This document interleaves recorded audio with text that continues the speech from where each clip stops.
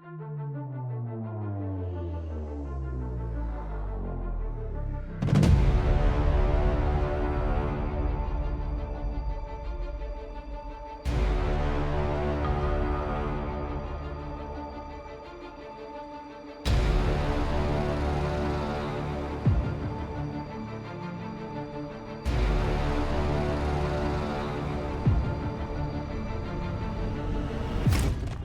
бүхэндээ Мууяр 666 зохиолын 4-р хэсгийг төлөвлөж байна.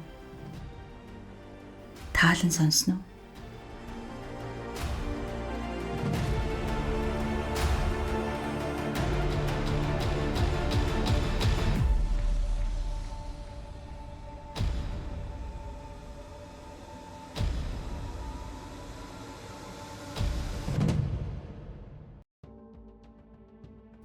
Тоорныхан шин засмал тавьж байгаа Шебертоноор явж байгаад олон машин хахалдан зам тагласан байхтай тааралдав. Үүнээс болоод машин сууж байгаа хүмүүсийн сэтгэлийн түгшүүр улам ихсэв. Тоорн нэг юм болоо юу гэж асуусанд "Амц юмгүй" гэв. "Чи их ууртай байх чинь." "Яамэ? Юу болов вэ?" "Зүгээр дээ. Гүй хэлэл дээ." Катрина шүүр салтав. "Тэр авгаа яагаа вэ?" "Бид хоёр тартур хийгээд." "Юунаас болов?" "Авгаа Дементэй хамт цэцэрлэгээр зугаалъя гэсэн." "Болохгүй нь юу байгаа юм? Сүмд очиулахгүй л гэж." "Би бол үүнийг буруу гэхгүй юм байна. Хүүг бидэнтэй явуулахгүй гэж зүтгээд байгаа юм." "Хүүг байхгүй бол санаад байдаг үз. Эн чин сайн юм уу, муу юм уу бүү мэд." Тоорн юм хэлсэнгүй. Мөрөөнийг хөдөлгөөд урагшаа хийг өлрөв. Тэр үед хүрхрэн цуварч буй олон машин дунд явж байлаа. "Тойроод гарах арга алгуу Гортно" гэж асуусанд "Яагаад ч болохгүй байна ноёнтоо. Таныг зөвшөөрвөл Бэлик авгаан тухай хэдэн үг хэлмээр байна" гэж Гортон хариулав. Тоорн Катрина хоёр ийм үг сонсоод гайхан өөдөөсөө харав. "Ярил да" гэж Тоорны хэлэхэд "Энэ хүүхдийн дэргэд ярмааргүй байна" гэлээ. Катрина Диминийг харвал шинэ гутлынхаа осроор оролдоод тэдний яриаг чагнах завгүй байх шиг. "Зовх юмгүй" гэж Катриныг хэлэхэд Гортон үгээ үргэлжлүүлэн "Бэлик авгаа энэ хүүхдэд муугар нөлөөлөд байх шиг санагдах юм. Тэр авгаа энэ айл тогтсон ёс журмыг тоож хүндэтгэхгүй байна" гэхтэн "Юу нь ёс журам бэ?" гэж Тоорн асуув. "Нарийн тодорхой ярмааргүй байна ноёнтоо. Ярил да. Наад зах нь манай зарц үйлчлэгч нар хоолоо идээд аяг тавгаа ээлжир угаадаг юм." Тоорн Катриныг харав. Үүнд нэг их сүйдтэй юм үгүй бололтой. Гортон үргэлжлүүлэн "Бэлик авгаа бидэнтэй хизээч хамт хоололдгүй юм. Бусдыг хооллож дууссаны дараа орж ирээд идэх юм авдаг юм байлгүй." "За мэдлээ" гэж Тоорн их санаа зовсон байдал үзүүлв. Сүүлд нь тавгаа үлдээдэг юм. "Тэр авгааг үүнээс хойш битгий тэгж бай" гэж хэлж болох үстэй.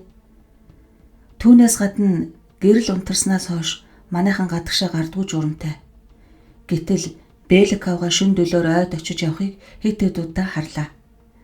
Хүн дуулдахгүй гэж найддаг юм уу их аяархан гитэж явдаг юм" гэв. Гортны хэлснийг Тоорн ихэд гайхан бодлогшров. "Хачи юм байна да" гэж амандаа бөвтнөв. "Бас нэг сэжигтэй юм би. Та намайг өршөөгөөрэй. Ажиглахад тэр авгаа жорлонгийн цаас хэргэлдэггүй юм байна лээ. Авгаан бис засах бүхээгт анх эрэхтэн байсан хуйлаастай цаас тэр янзаараа л байж байна лээ."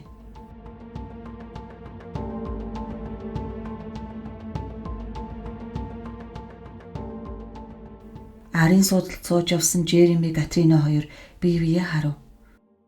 Учир үл ойлгогдох явдал гарч ирж байна. Бэлик авгаа ойд очиж бие засдаг байх гэж бодогдох юм. Боловсон хүнд огт таарахгүй илүү зам байна.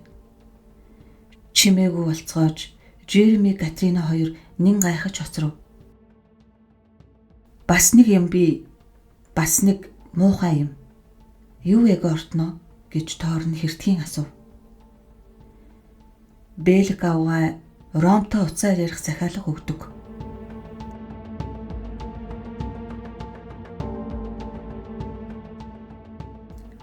Гортон ярьж дуусаад олон машины хоорондоор зайчлан сүлжиж замын таглаасаас хурдан гарлаа.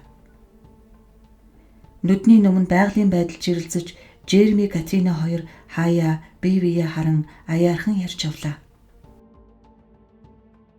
Тэр авгаа өнөөдөр миний өөдөөс их хэтрэлсэн гэж Катрина өгүүлв.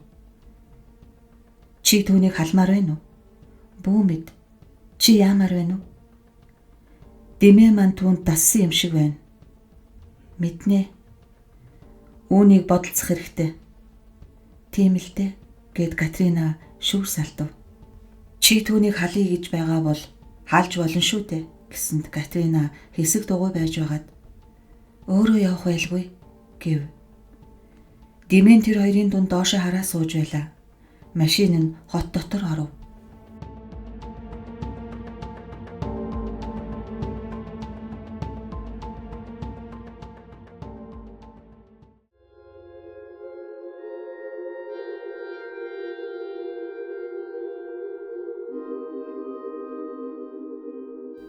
Хотогт нарын сүм бол 17, 18, 19, 20 дугаар зууны үеийн уран барилгын хэлбэр маягийг нэгтгэн нийлүүлсэн асар том уран барилга юм.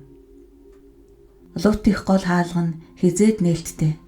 Дотор нь өдөр шөнийн 4 эргэлтэд үргэлж гэрэл асаастай байдаг.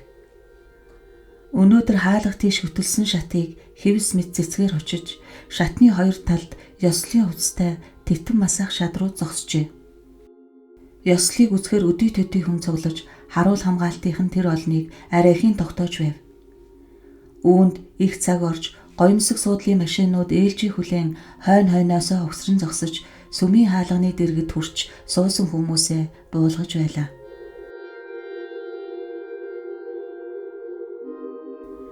Тойрныхон хожимдож ирсэн болохоор машин нь хамгийн сүүлд оржээ. Энэ хавьд харуул хамгаалтынхан байгаагүй учраас машиныг нь олон хүн тойрон шаваад ичид зовхыг мэдэхгүй дотгошоо харцгааж байв. Машин алгуурхан урагшилж хүний хөл улам ихсээр байлаа.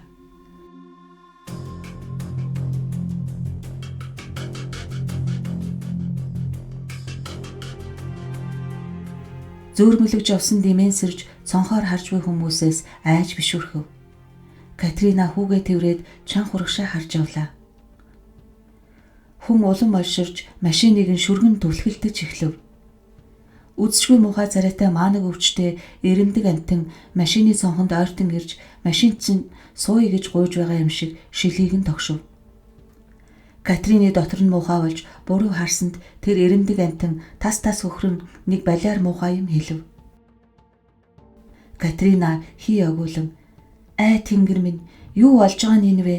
гэсэнд "Бүтэн хорооллын зам тагларчээ" гэж Гортон хариулв. "Тойрох арга байна уу?" "Олон машины бамбай хойд урд хоёр талаасаа нийлчээд байна."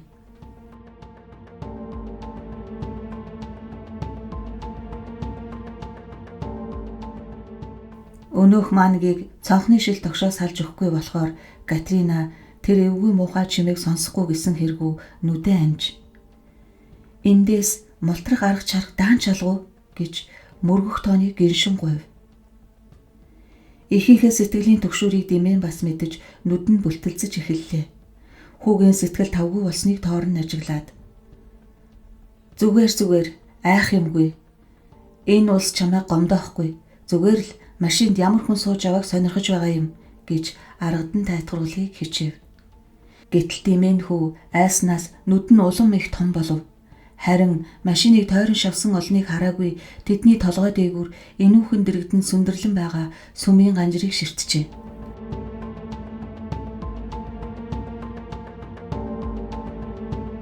"Юунаас нь айхав дээ дэмэнэ.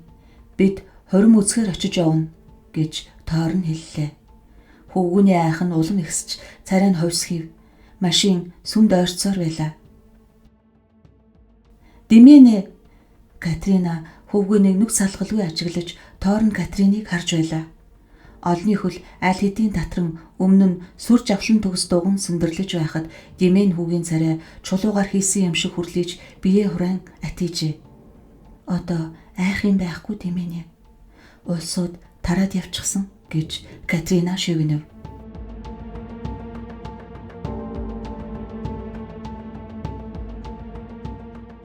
Хөвгүүн сүмийг ширсэн хэвээр айснааснууд нь улам их болов. Энэ хүүхэд яах нь энэ вэ гэж Торн ширүүхэн асуув. Дэмэн чи яаваа? Энэ хүү үхтлээ хайсан байх юм. Катрина хүү өөдөө гар сунгасанд Дэмэн хүү эхээсээ зуурч эцэг эх хоёрыгоо ээлжлэн харж арга тасарсан байдалтай бүтэлцэв.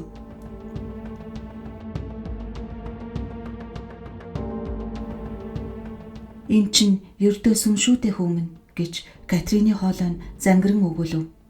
Хөвгүүн огцомхон эргэж уруулан номголтоод амьсгаан тасалтан царайн зэвхий дааж ихэд айн таталдаж эхлэхэд "Ай тэнгэр минь" гэж Катрина дуу алдав. "Би энэ зүгээр үү? Хамаг би энэ цэг хүүтэн, бүр мэс шиг хүүтэн байна." Машин нь сүмийн дэргэд огцомхон тоормслож хаалган онгойход ёслол үйлчилж байгаа нэг хүн Дэмэн хүүд гараа сунгасанд хүү айд сандран Катрины хувцснаас зуурлаа.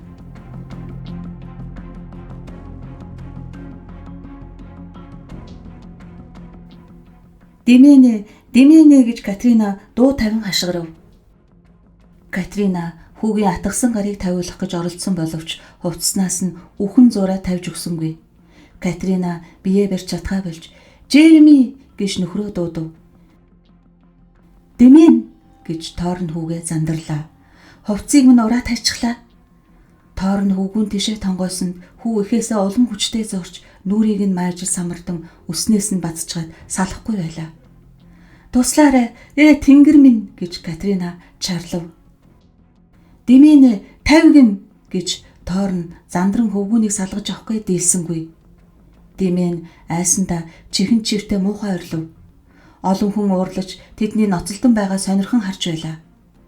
Гортон тусуулах санаатай урд суудал дээрээ эргэж хөвгүүнийг гадагшин түлхэж гаргахыг оролдож үзлээ. Дэмэн хөвгүүн ёстой нэг догшин араатан мэт болж муухай орлон хурц хумсаараа Катрины нүүр ам толгой төрөг майжин самардаж бөөн үсийг нь өгтөн зулгаав.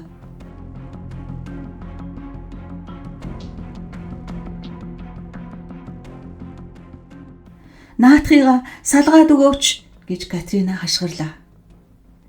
Катрина өөрийн нүүр амнаас бадсан зуурсан Дэмэний гараас мултрахыг оролдож айд сандарсантаа хүүг балбаж эхлэв. Торн хүүг хар тэнхээгээр угзран салгаж хумин тэрч аваад "Яваад эндээс явцгаая" гэж Торн уйхлан айхлан хэлв. Хөвгүүн тийчилсээр байлаа. Гортон машиныхаа хаалгыг хааж урагшаа ухсхийв. Катрина хоёр гараар толгоогоо тэрч "Ай тэнгэр минь" гэж эхэр татан гиншигнэж байв.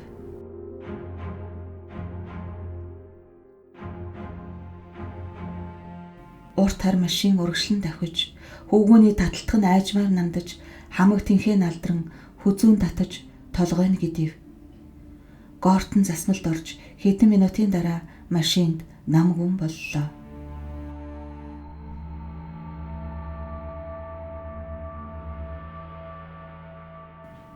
Торн гарыг нь хумин барьсаар байлаа.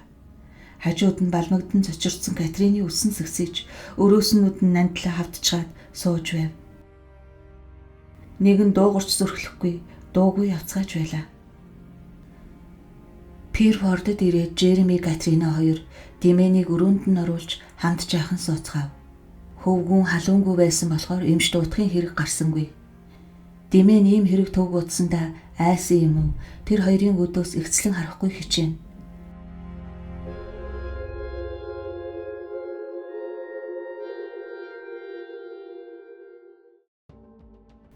Бэлэг авгай орж ирээд "Энэ хүүхдийг би асрая" гэлээ.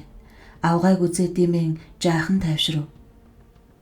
"Энэ хүү их айд сүд боллоо" гэж Катриныг өгүүлэхэд "Сүмд очих дургүй хүүхэд байна. Би цэцэрлэгт авч очие гээгүй юу" гэж асрагч авгай хариулв. Энэ хүүхэд бүр зэрлэг зантай болжээ гэж Торныг өгүүлэхэд уурлаа тэгээ үсттэй гэж Бэлэг авгаа хэлээд ураг шалхан Димэний гараас барьсанд хүү түнд наалтахыг нөхөр эхнэр хоёр өгдөөгүй ажиглаж суув. Тэгээд өрөөнөөс яаралгүй гарцгаалаа.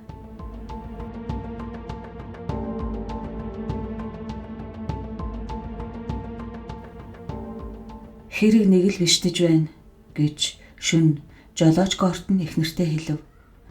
Өдөр нь болсон явдлын тухай нөхрийнхөө ярьсныг эхнэр нь дуугүй чагнаж суулаа. Гортон үргэлжлүүлэн энэ Бэлэг авгаа нэг л биштэй. Энэ хүүхэд ч нэг л биш. Энэ айлч нэг л биш боллоо гэсэнд чи баг ямыг хэтрүүлж их юм болгож байх шиг байна гэж эхнэр нь хариулв. Чи өөрөө харсан бол миний хэлснийг ойлгох байсан да. Хүүхдийн муухай ааш нь хөдлөө үз. Зэрлэг араатны ааш араншин гэмээр байсан шүү. Их ууртай өхөд үлээ тэгээд л тэр. Хэдийнээс тийм болсон юм бол? Эхнэр нь толгой сэгсрээд хариу хэлсэнгүй. Чи энэ хүүхдийн нүдийг ажигласан уу? Яг л араатны нүд шиг байдаг юм. Тэр нүдэрээ юмыг ажиж шинжин. Нэгийг хүлээж анаж байх шиг. Чи бидний мдэггүйг мэдэж ажаагүйг атсан байдаг. Чи бидний хизээч очиж үзээгүй газрыг санаж мэдэж байдаг. Чи бас л муу ёр гэж айс сэжиглэж байх шүү. Гайгүй. Чи хараад байгаарай. Нэг л муу ёрын муухай юм болж дуусна вэ гэж Гортон эхнэрээ ятгав. Газар сайгүй ёрын муухай юм болж байдаг хойндоо гэхдээ энэ бүхнээс сэжиглээд байна. Бид эндээс зайлсан дээр байхаа да гэжээ.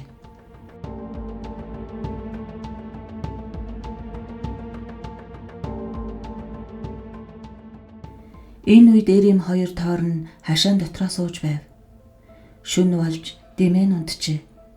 Жереми Катрина хоёр харанхуйг ширтэн дуугүй сууцгаав.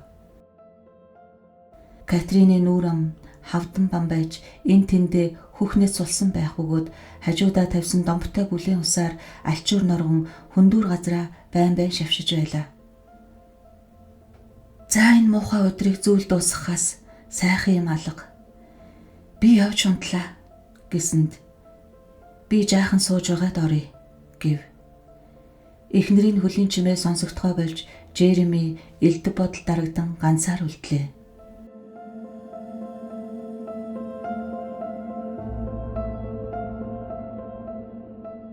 Жереми ой тийш гөлрөх боловч нүдэнд нь Ром дахь эмнэлэг үзэгдэж өөрөө шилэн хаалтны дэргэд зогсож байснаа энэ хүүхдийг өрчилж авахыг зөвшөөрснөө санав. Димэний эхийн тухай асууж лавлахгүй явдаа. Хаанхын ямар хүн байсан юм бол? Хүүхдийн эцэг нь хий юм бол? Яагаад ирээгүй юм бол? Энэ хэдэн жил Торн зарим нэг юмыг таамаглаж айхан жаал гайгүй болжээ. Димэний жинхэнэ их нь сүсэг бишрэлтэй жирийн бүсгүй байсан байж магадгүй. Тэгээд католик шашны эмнэлэгт амарчсан байх. Тэр бол их үнэтэй эмнэлэг. Тэгэхээр их нь танил талгүй бол тэнд хэвтэж чадахгүй байсан да. Их нь өнчиг өрөөсөн хүүхэд нь бутаж төрсөн байж магадгүй. Тэгээд эцэггүй байгаа биз? Өөр юу мэдэх хэрэгтэй вүлээ? Өөр учир холбогдолтой юм юу байдаг вүлээ? Их хөдөлгөөнтэй, цэвэрхэн сайхан бас эвэрүүл хүүхэд байсан. Тооронд юрээс өөрийн үйлдсэн ямыг эргэлзэх юм уу, өөртөө буруу өгч сураагүй, юу ч хийсэн миний зөв гэж бодож дассан аж. Тэр удаа Тоорн бүр аргаа бараад байж үлээ. Дэндүү эмзэг, уян сэтгэлтэй болохоор хүний ятгалгад орох нь амархан. Тэр удаа зөв ажил хийсэн байж ч болох юм. Харин ахиухан шиг юм олж мэдхийг хичээдэг байж юу? Тоорн энэ мэтийн асуултын хариуг олж чадсангүй. Энэ хэргийн нууцыг хитгэн цөөнхөн мэдэж байгаа. Харин одоо тэр хэд дэвэн дэлхийгээр нэг тарж орхисон.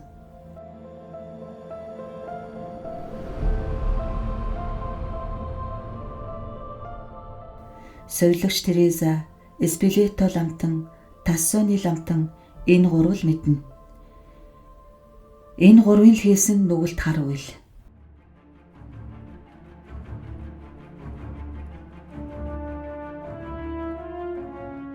Тэр нэгэн шөнийн харанхуйгаар гурвуул нүгэл түлээ хийхдээ ийм хувь ногдсонд эрдэн бахархаж байсан юм. Дэлхийн түүхийн бүх үеийн турш иймэрхүү юм хийх гэж хоёрхан удаа оролдоод бүтээгүй байж. Одоо л нэг юм болох учиртай. Тэр гурвын сэтсэн хэрэг өөл хэмгүй бүтэж тэнд болж буй явдлыг нэг ч улаан голтой амьтан мэдэхгүй өнгөрчээ. Дэмэнийг төрсний дараа түүнийг совилогч Тереза бэлтгэж гар духны нүсийг чимхүүр машинаар зулгаан арилгаж тоорныг ирэх үед хүүхдийг сайхан харагдуулах гэж нүүрний оо түргсэн байжээ.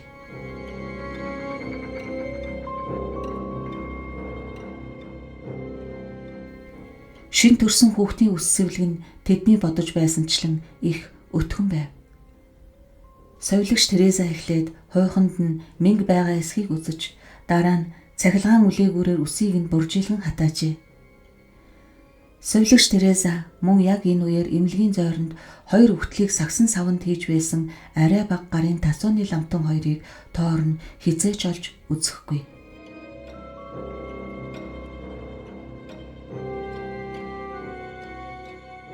Хоёр үхтлийн нэг нь тоорны хүү байлаа.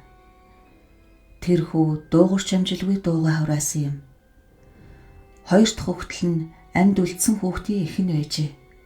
Гадаа нь хоёр хүүрийг Червигери даваачих машин бэлэн зогсож байв.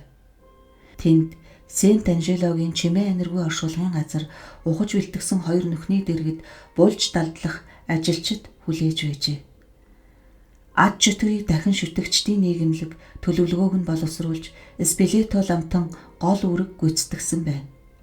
Спилето хань хамсаатнаа их хашир болгоомжтой шилт сонгосон юм. Совилогч Тереза бол бүрэн итгэлтэй хүн. Харин сүүлчийн мөчөд Тассоны ламтны төлөө сэтгэл зовох болов. Тассоны бол айхын ирэхээр эдний номд орсон хүн. Сүүлчийн өдөр Тассоны жаахан хулчийн ханц мэдгдсэн Спилетод нэгийг бодуулав. Уг нь Тассоны бол шийдэмгийн хүн. Харин тэр шийдэмгийн өөрийн бие дээр хурж аливаа бүр арга мухардхын даваан дээр шийдэг зантай. Тэдний энэ хэргийн маш чухал учир утгатайг Тассоны мартаж орхиод гагц өөрт ногдсон үүрэг дээр хамаг анхаарлаа тавьжээ. Ингэж ганц өөрийгөө бодоод байхаар хүний сэтгэл хүрдэг. Тэгээд Спилето энэ хэрэгт Тассоныг оролцуулахаа болох санаатай байв. Энэ гурвын нэг нь л тэсгүй бол гурвуулаа хариуцахад хүрнэ. Хамгийн гол нь энэ ажил дахиад 1000 жилээр хойшлоход хүрнэ.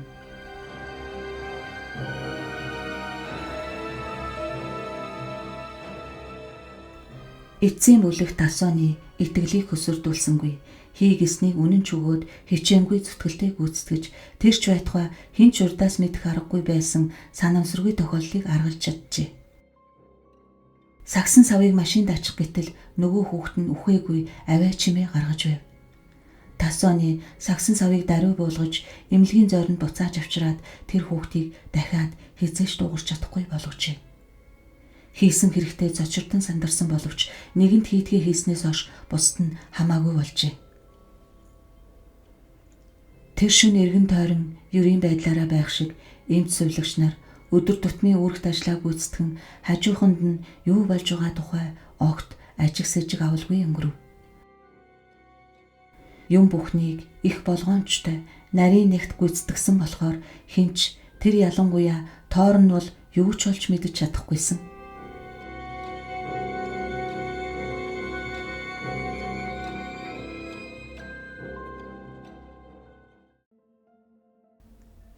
Тоорн хашаан дотроо шөнийн харанхуйг ширтэн сууж байгаад Пирфордын ой өөрт нь муу ёрын юм бодуулахаа байсныг гэнэт мэдрэв. Одоо оймод амгалан тавин санагдаж хүрэлцгэн мэлхий вааглахын чихэн тасаж татсан аваа чимээ үсгэж сэтгэлийг нь тавшруулан хаа газрын амьдрал жам ёсороо явж байна да гэсэн бодол төрүүлнэ. Жереми байшингаа Дэмэний өрөөг харвал шөнийн дэн асаалттай байхад унтаж байгаа хөвгүний царайг сэтгэлдээ ургуулan төсөөлөв. Энэ аимшигт муухай өдрийн эцэст Дэмэний царайг нэг харууштай гэж сананд Жереми өмдөж гэрлийг унтраагаад бүгд унтаад өгсөн байшиндаа орлоо. Байшин дотор пат харанхуй агаад аниргүй намг өмнө дунд чих хий шуугна. Тоорн тэмтрийн явсаар цааш явлаа. Эргэн тойрны юм бүхэн нойр хүргэж Жерми хан даган аяархан явж байгаад гудмын булангаар тойров. Өмнө нь Димэний өрөөний үүдний доогуур шөнийн чийдэнгийн бүдэгхэн зурвас гэрэл тусчээ. Нэг чимээ гарах шиг санагдахад нь Тоорн зог тусан хөшиж орхисон юм шиг зогсов. Юм дөргиж байна уу? Эсвэл битүү хурж инэж байх шиг нэг тийм чимээ гараад Тоорныг тааж ядан байх хорн даруй зогсож дахиад чив чимээгүй боллоо.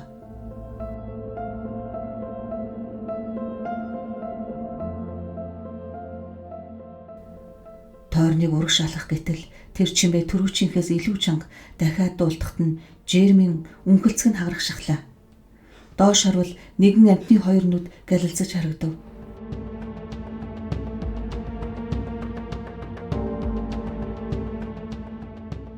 Тоорны амьсгаа давцаж харанхуйгаас нэг том нохой гарч ирээд хүүхдийн хаалгыг хөндлөн зогссон энэ хаалгыг сахиж байгаа юм уу гэлтэй.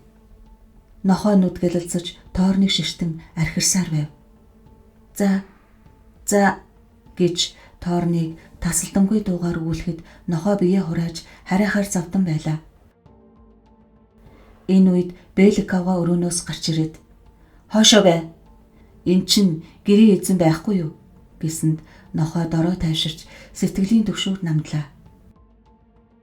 Беликавгаг унтраалганд хүрэхэд гудамд гэрэл асав. Тоорн нохойг ширтэн амьсгаагаа дарж "Энэ юу вэ?" гэж арайхийн дуугарав. "Та юу гэв?" гэж Беликавга ажиггүй тавин асуулаа. "Энэ нохой овчарк байх. Сайхан нохой байгаа биз? Бид ойгоос олсон юм." Нохой тэр дорхноо номхорч авгайн хөлд хэвтээд өгөв. "Энд нохой байлгахыг хэн зөвшөөрсөн юм? Бидэнд манайны нохой хэрэгтэй болов уу гэж бодсон юм. Хүүхдэд ч энэ нохой их хайртай." Хан налаа зогсож байгаа Тоорны өвдгөн чичирч байхыг Беликавга сонирхон ажиглаж "Таныг айлгачих уу?" гэж асуув. "Тийм. Хараа үсттэй. Сайхан нохой шүү. Их сайн манаач. Таныг явсан хойно энэ нохой их аж тус болно шүү. Би хаашаа явах гэж Тоорныг асуухад "Та Сауди Араби явах гэж байгаа юм биш үү?" гэв. "Намайг Сауди Араби явна гэж та хаанаас мэдэв?" гэсэнд авгай мөрөө хавчин "Үүнийг нууц юм гэж би мэдсэнгүй" гэв. "Би явж суугаа хүнд хэлээгүй" гэсэнд "Жолооч кортны авгай надад ярьсан" гэв. Тоорн толгой дохиод нохойг дахин харлаа. "Энэ нохой хинт ч дээр болохгүй. Бид хоолны шавхруугаар тэжээн" гэж авгайг батлан өгүүлэхэд "Энд үлдээж болохгүй" гэж Тоорн эрсдэс хэллээ. Беликавга өөдөөс нь гайхан харж "Та нохойд дургүй юм уу?" гэв. "Нохойтой болъё гэвэл би өөрөө олж авна." "Хүү энэ нохойг таашаадаг. Хүүд энэ нохой хэрэгтэй шүү, ноёнтоо." "Хүүд ямар нохой хэрэгтэйг би өөрөө мэдэж шийднэ. Хүүхэд нохойг өөрийн өмгөөлөн хамгаалагч гэж боддог юм шүү, ноёнтоо. Бусдыг нь сонирхгүй" гэж авгай хэлээд нэг маш чухал юм дуулах гэж байгаа бололтой өөдөөс нь харав. "Та нэг юм хэлэх гээ юу? Зүрх хүрэхгүй байна, ноёнтоо." Авгайн байдал сэтгэл зовмоор байхад нь "Мисс Белик та юм хэлэх гэж байгаа бол таны үгийг дуртай сонсъё" гэв. "Болидо ноёнтоо. Тэртээ тэргүй танд ажил мундах ш. Таны үгийг сонсъё гэдгийг хэлсэн шүү. Энэ хүүхэд ганцаардаад байх шиг санагдах юм. Яагаад ганцаарддаг вүлээ? Их нь хүүгээ онц их оошоо таалдгүй юм." Энэ үгийг сонсоод Тоорны хэлэн татаж орхив. "За тэрдээ танд хэлэх хэрэггүй байсан юм. Онц их оошоо таалдгүй юм гэв үү? Хүүдээ хайргүй юм шиг байдаг. Хүүхэд түүнийг нь мэдчихсэн байна." Тоорн юу хэлэхээ мэдэхгүй дуугүй өнгөрөв. "Заримдаа Димэнд надаас өөр ойр дотны хүн алга шиг санагдах юм" гэж авгай нэмж хэлв. "Та эндүрч байгаа байхаа. Одоо ийм нэг нохойтой боллоо. Энэ нохойг хүү их таашаадаг. Хүүхдээ бодоод энэ нохойг битгий хөөгөж." Тоорн тэр лут том нохойг харж толгой сэгсрэн "Энэ нохой миний санаанд таарахгүй байна.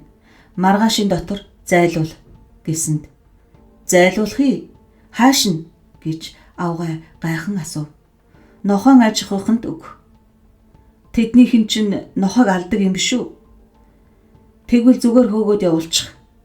Маргаашийн нохойг энд битгий байлга. Бэлэг авгаан царай барав. Тоорныг эргээд гарахад авгай нохой хоёр хойноос нь нүдээ гэлэлзүүлэн үзэн ядсан харцаар үджээ.